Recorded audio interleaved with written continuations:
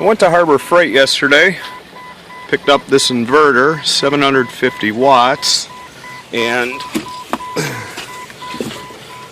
this 3-gallon compressor.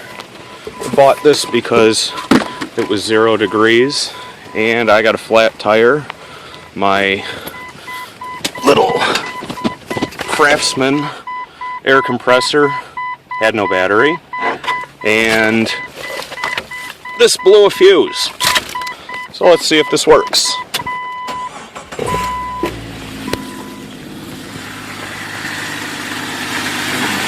That's on, and awesome.